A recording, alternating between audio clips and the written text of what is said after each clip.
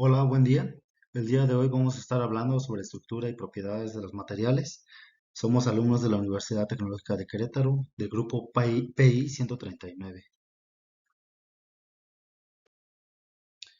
Como introducción, vamos a estar hablando de los semiconductores. Un semiconductor es un material o compuesto que contiene propiedades aislantes o conductoras. Uno de los elementos más usados como semiconductores es el silicio, el germanio y selenio. Además, hay otros que no son elementos como los mencioné anteriormente, sino que son compuestos como el arsenio, el galio y entre otros. Describiremos la importancia y propiedades de los semiconductores intrínsecos y semiconductores dopados.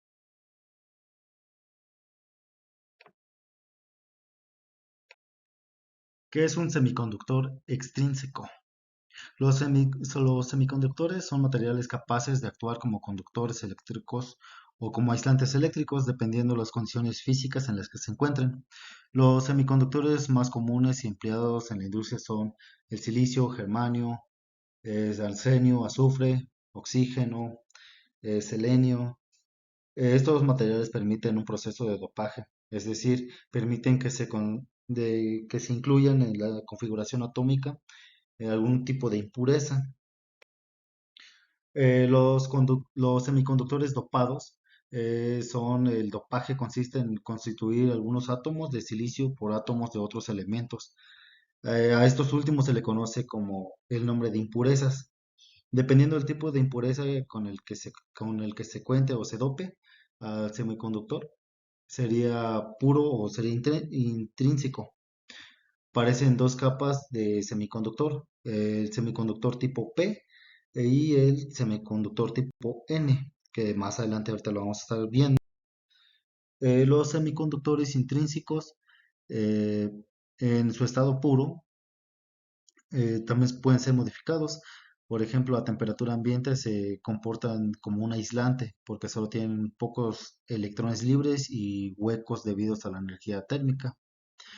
O en un semiconductor intrínseco también hay flujo de electrones y huecos, aunque la corriente total resulta pues sea cero. Eso se debe por la acción de la energía térmica que se produce entre los electrones libres y los huecos por pares, por lo que, por lo que hay tantos electrones libres como huecos, como son la corriente total es cero.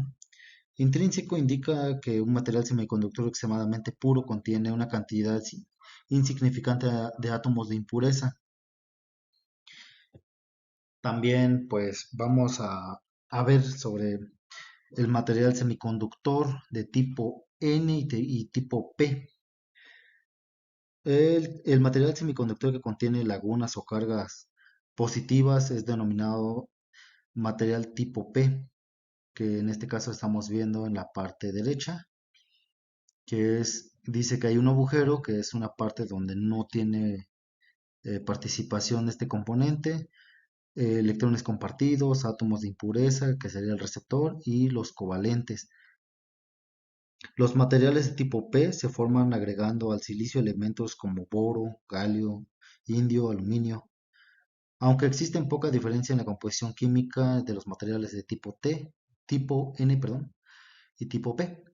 Las diferencias de las características eléctricas de los dos tipos de elementos son sustanciales y resultan muy importantes en su funcionamiento como dispositivo semiconductor.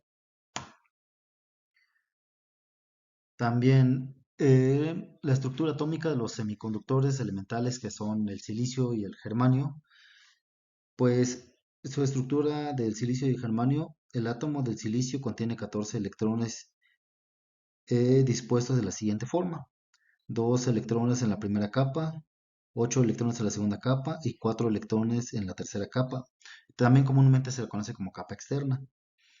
El átomo del germanio contiene 32 electrones. Están distribuidos de la siguiente manera: 2 electrones en la primera capa, 8 electrones en la segunda capa, 18 electrones en la tercera capa y 4 electrones en la última capa o capa externa. El germanio y el silicio tienen 4 electrones en su capa exterior, por lo tanto, un átomo de estos elementos puede combinarse con otros 4 átomos iguales compartiendo un par de electrones a cada uno de ellos, completando así los 8 electrones en la capa exterior y adquiriendo así una configuración estable. Los átomos de silicio y germanio ligados entre sí de esta forma conforman una red de cubos denominadas cristales elementales que se comparten 4 electrones con los vértices comunes, dando como la formación de cristales del silicio y germanio. Pues la estructura cristalina, en este caso la estructura tal como se observa pues en la figura 6, no tiene electrones debidamente no tienen electrones debidamente unidos al núcleo, por lo tanto, el elemento conforma un mal conductor. Para poder separar las ligaduras covalentes y proveer así electrones libres para la conducción de corriente eléctrica, sería necesario aplicar altas temperaturas o campos eléctricos intensos al material. Pues otra manera de alterar su estructura cristalina y así obtener electrones libres consiste en agregar pequeñas cantidades de otros elementos que tengan una estructura atómica diferente. A lo que hace rato comentábamos es impureza.